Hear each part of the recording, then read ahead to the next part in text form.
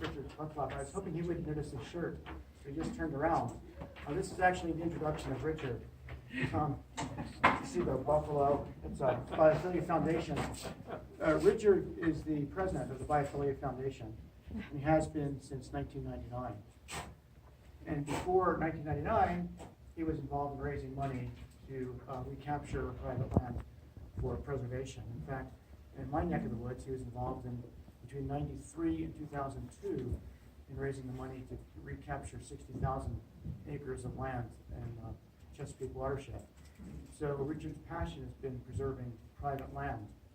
And not surprisingly, he's involved in another project now in southern Arizona, and so he decided to do his dissertation on exactly how to do that. And specifically, he was interested in the economics of it and how to generate funding. And so you'll see the whole notion of paying for ecosystem services. Richard ran into a problem in that he ran into thousands, tens of thousands of articles. And so we decided on a meta-analysis. And so this is a somewhat heady dissertation, and it's pretty exciting. And the end of it gives him some good ammunition, some good direction for his work in southern Arizona. It's been a pleasure to work with Richard, a person who's compassionately committed to the subject and research.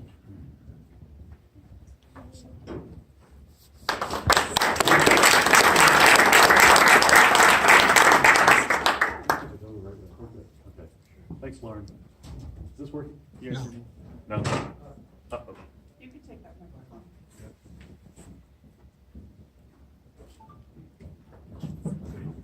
Hello? Is that better? Oh, man, I got a hold of it. I've got to thank Lauren in particular for helping me, encouraging me. I had to leave the program for a few years, and when I came back, he was very kind in allowing me back into the program and then encouraging me and getting me unstuck several times and advocating for me with, for myself, but also with the rest of my committee. And unfortunately, the rest of my committee could not be here. Hopefully, I think they might be watching online, so that would be good.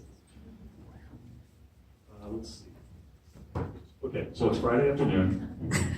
I was joking that, gee, I'm just going to make believe that I'm going to be the last person on Friday afternoon giving a talk. And thankfully I prepared.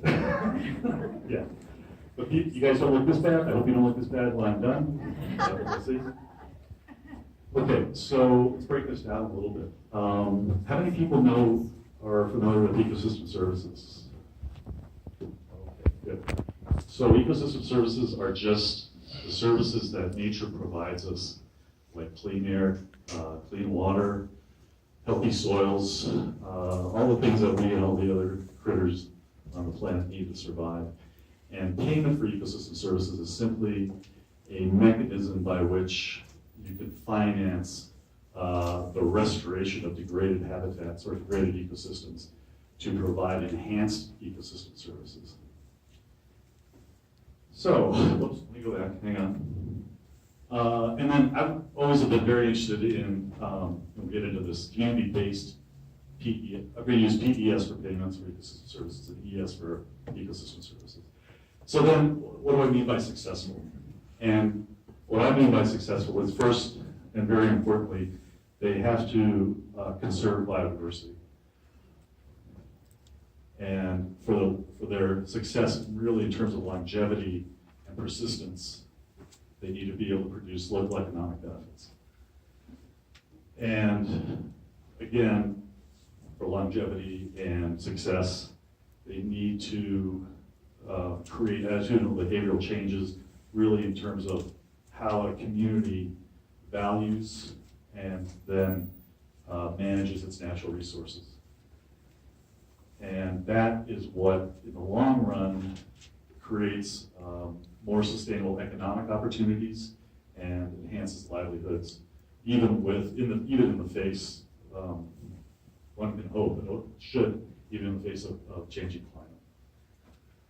Okay, so who here likes access to clean water? Anybody? Okay. And who likes to be in control of their destiny? Okay. Yeah. And you like to be told what to do? Any chance? Nah, not so much. You love it?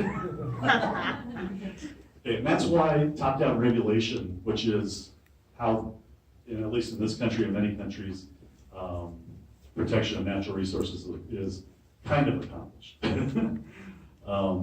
But because people don't like to be told what to do, and because usually this involves government regulators and the interested parties and their lobbyists, et cetera, knocking each other over to try to do as little as possible, it doesn't work that well. So I always wondered, like, gee, I wonder what happens if we could get organizing from the bottom up, from communities, and see what would happen. What would the effects be? So that led me to this hypothesis, which you don't have to read, because I kind of can break it down a little bit. So this is the hypothesis. This is what I determined I needed to do to find the answer to this hypothesis. Basically looking for documentation of bottom-up organizing that's proven successful, like we just talked about. Discovering what the effects have been on the local ecology, but also the local political economy and participants' relationship with nature, and then ascertain if there have been any transformative social, cultural, economic, political changes. But before I tell you or describe how I went about trying to find the answer to this, and borrowing from my favorite director, Quentin Tarantino, need a little bit of a backstory. Dr. Ronald Coase, an economist in the 1960s. Back in the 1960s, some of us might remember,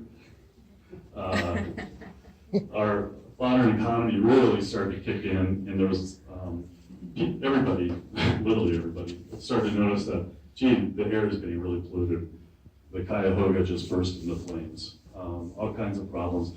And conventional economics and economists really couldn't figure out how to deal with this. And then along came Dr. Coase.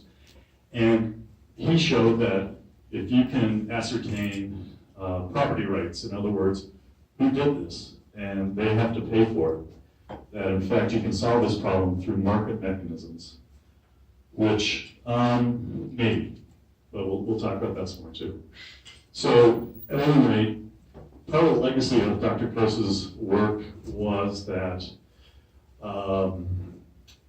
our modern environmental regulations come directly from his idea that market mechanisms and fines and required mitigation and that sort of thing could make up for the lack of conventional economics accounting for the cost of pollution and the degradation of ecosystems. But one of the other problems that comes along is that people are not, there's a substantial criticism of payments for ecosystem services in these programs, because people feel like, well, gee, you're trying to commoditize nature. And why would you use markets to solve a problem that markets created? And these are really legitimate and valid questions. And then one more of Dr. Coase's influences, this idea of additionality.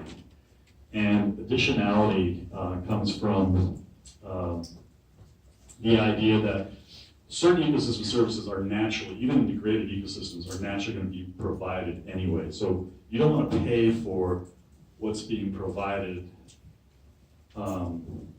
free of charge, I guess is the best way to put it. You want to pay for enhancing those ecosystem services by paying landowners or those that can manage land better to enhance the ecosystem services being provided. And that's called additionality. But the problem is with additionality is it can be a very high hurdle depending on how a payment for ecosystem service program is designed. And in fact, in the field, it has caused a lot of ecosystem services, first of all, not to be attempted or to fail once they have been attempted. But what's really forgotten in my mind, in my experience, about PES is that it works very well as what is called a boundary object. And a boundary object is anything that is considered by various either disciplines or interests that have their own particular perspectives. And the value of this is that if they perceive that there's a problem, then they have to develop common language by which to describe what that problem might be, what the solution to that problem might be, and then implement that solution. And in doing this, it takes a lot of, obviously, conversation, but then trust building amongst these disparate interests, which generally don't talk to each other. So I started looking for, using Prescott's really great resources at the library, doing keyword searches, obviously, and found about 682 articles and a master's thesis that were relatively close to what I was looking for. And reading at least through the abstract level, if not more, found that there's very few published articles that are looking at these things and trying to answer the questions that I was interested in, these broader questions of social and ecologic and economic and political impacts. Instead, they really kind of were more analysis of particular interests of the discipline, the academic discipline of the authors themselves. But at any rate, I ended up really coming down to about 84 articles in a master's thesis, from which to then pare down to the primary literature that I ended up using for my meta-analysis. And to do that, I took my my research questions and got these criteria out of my from my research questions and used these to pare down to my primary literature. And that gave me about 454 total cases from these countries and regions around the world. And that's after trying to account for any duplications and that sort of thing. And then through, I took a grounded theory approach, and through multiple coding cycles, ended up with just under 1,100 discrete data units. And let's see, what these gave me, I'm preliminarily calling best practices for a PES system. And that's a little bit of a stretch. There's 454 cases, there's probably about 6 of them that clearly show success along these lines. However, the 6 of them and other indicators of success from the other cases that I looked at had all these things in common. So, local or regional scale, if you have too large a scale, you have too many stakeholders, and it's too costly, and efforts get too spread out, and you really don't get anywhere. Long time frames, 10 to 30 years. And then actors involved. These would be like a charismatic local leader, or maybe someone that doesn't live in the community but is well known to the community and trusted by the community. Typically working with other intermediaries from outside who can bring in technical and financial resources to sustain the effort in the building of a PES program. I mentioned trust building before, just in the dialogue that has to take place between all the different interests, which involves a lot of different types of pedagogical strategies, field trips, workshops, experts coming in to give information and answer questions, that sort of thing. Capacity building on behalf of the community and how they will manage, first of all, implement and then manage the restoration of their watershed and take responsibility for their watershed. And then economic, typically direct compensation to those involved in this, but also in-kind is very important. In-kind value coming from the newly valued ecosystem services that are being provided by the restored watersheds. And this is very important in terms of equity within the community, because as the value is realized, we'll talk about how that happens in a second, but as the value is realized, if it benefits the community broadly, in other words, finances, infrastructure benefits like roads, sanitary facilities, schools being rebuilt, community gardens being funded and created, all kinds of community-wide benefits that helps very much. And then there's indications in these cases that, in fact, there were embedded changes in behavior and attitudes leading towards transformation in the local political economy. So this also allowed me to come up with a chain of events from the sort of pre-engagement and understanding what social and other assets that already exist within a community, to the engagement with the community and all the work to form a governance structure and agree on rules. And then ending up over here, which I think is actually the most interesting part to me. If you have success to this point, you have a restored ecosystem providing enhanced ES productivity from which employment and new businesses and the forming of new markets, either regionally or beyond, can take place. And then the idea of revenue capture, going back to like, well, how do you monetize the enhanced ecosystem services? Well, one of the simplest ideas, other than, let's say you're creating more productive agriculture because you have more soil moisture holding more vegetation based on the food chain, and you have more game, for instance, or you have more, if you're a cattle rancher, you have healthier rangelands, that sort of thing. But another way would be through ecotourism and the idea that you're enhancing the birding opportunities or wildlife viewing, those kinds of things, and people are coming because you're becoming more and more famous for these things, are coming and staying longer in your hotels and your bed and breakfasts, spending more money on guides, those sorts of things, and that's what revenue capture refers to. And that, over time, can lead to what we're calling a restoration economy and transformative changes I was mentioning before.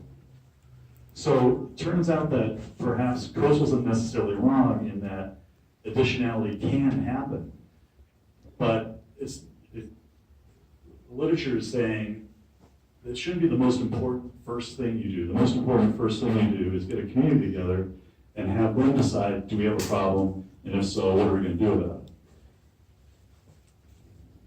it? So some great examples that I found. Some of these have been going on for some time, and some of you are probably familiar with some of this. Costa Rica's got a great reputation as a green country, if you will.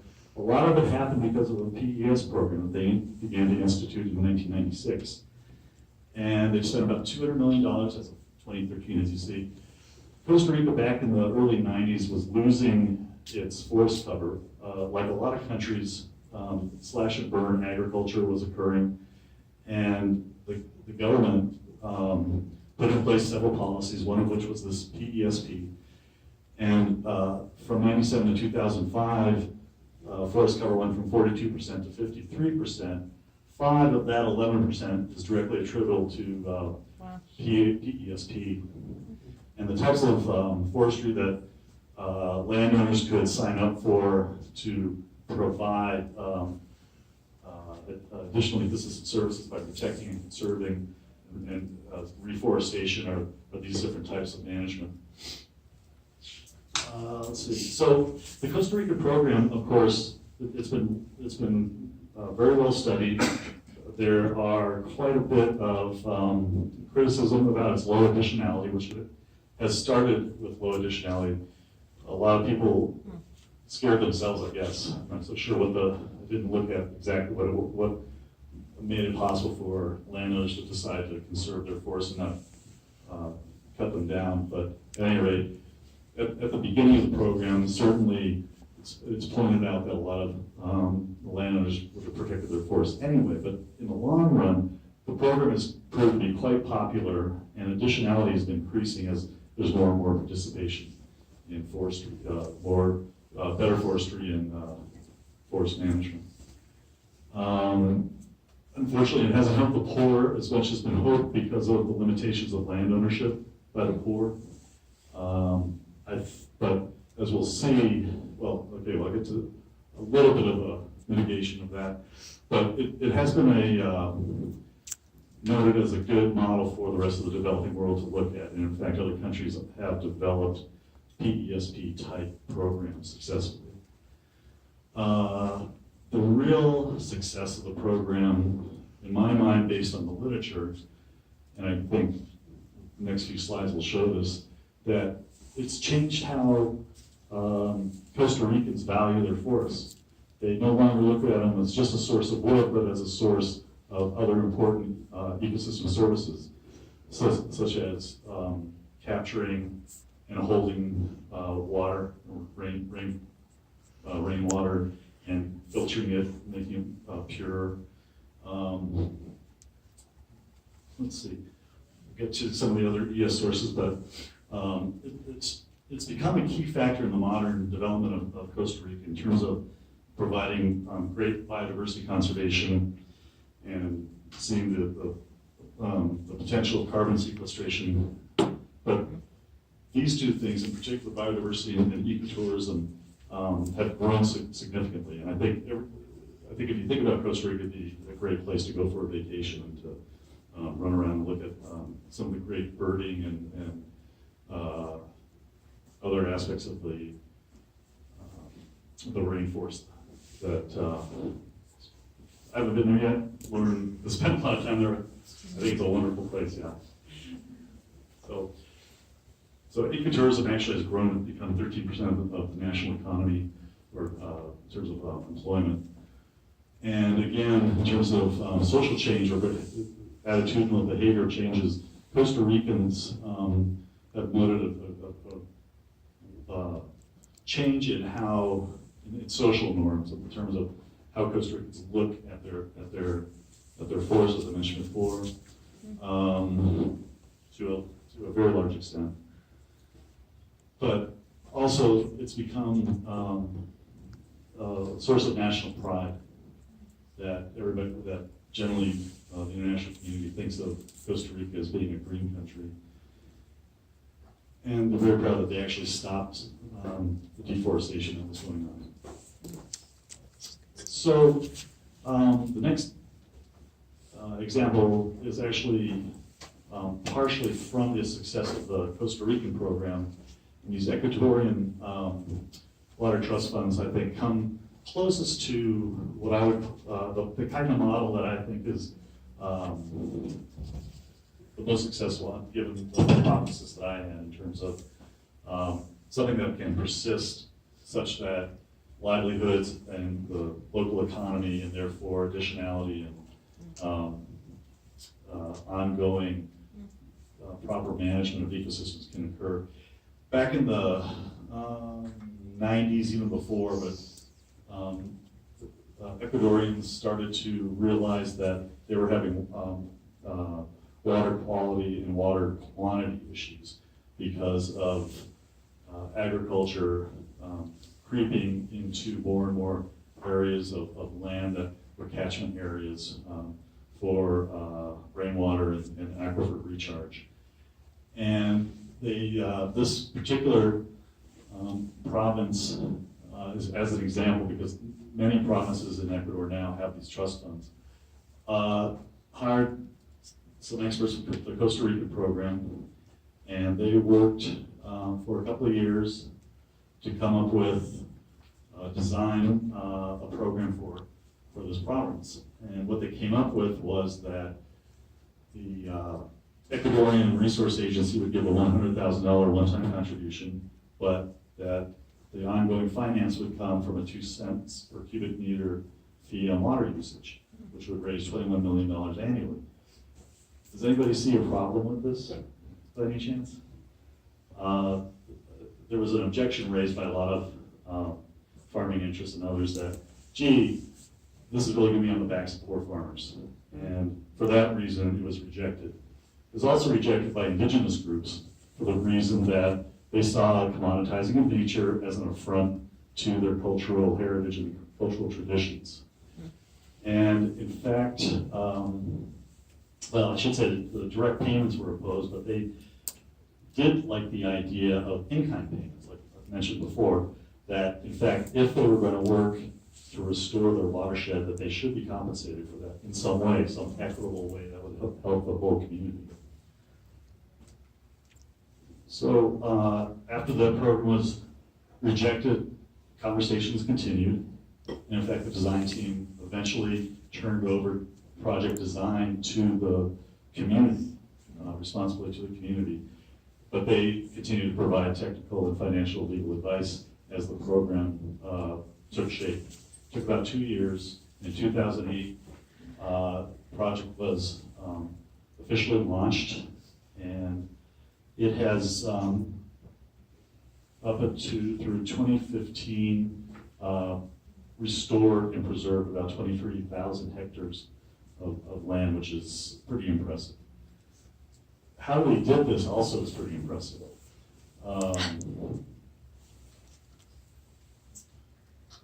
There was, obviously they agreed enough on that there was a problem and how to solve it to tax themselves through utility bills. And also other private interests making money off of water, if you will, agreed to provide funding for the restoration and protection of the lands that act as catchment areas, especially irrigation councils. That's their interests are pretty obvious. But there's also they were also able to capture international aid for rural development and private foundation money. At any rate, all these funds flow into financial institutions. And I failed to mention, they did this as a community. They didn't wait for the federal government to come to their aid, because as some of you may know, Ecuador has gone through several decades of political and economic upheaval. So it really came down to the communities who depended on the resources to take responsibility for those resources, and that's where this all came from. So at any rate, the funds are professionally managed. The interest from the funds then flow to what's called a water parliament. And the water parliament is made up of working groups working on various technical and employment and administrative functions to accomplish watershed projects. They elect representatives to make a smaller group that also then involves local political leaders. And then they elect a board of directors who actually do the actual planning and prioritizing of projects, which then has to be approved by the working groups, and then the working groups themselves then implement those approved plans and projects, with the board of directors keeping project oversight and audit, which they then are required under the contract of the interests of the funding from the principal going to water parliaments to report back that they in fact use the funds as they agreed to use the funds. So there's a great bit of multi-party oversight. It's pretty democratic.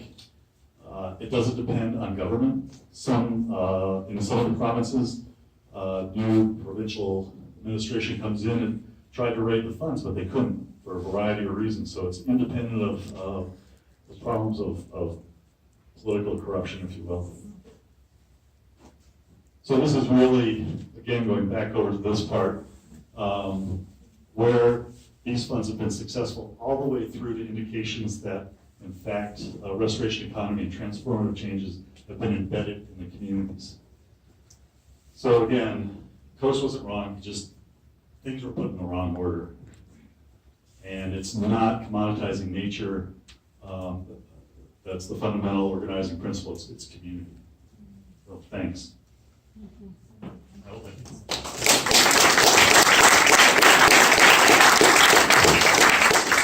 just wanted to show this slide. I did a little bit of statistical analysis on my data, and some of it, well, all of it actually, but there wasn't much of it. did act to verify the themes and patterns that I came up with.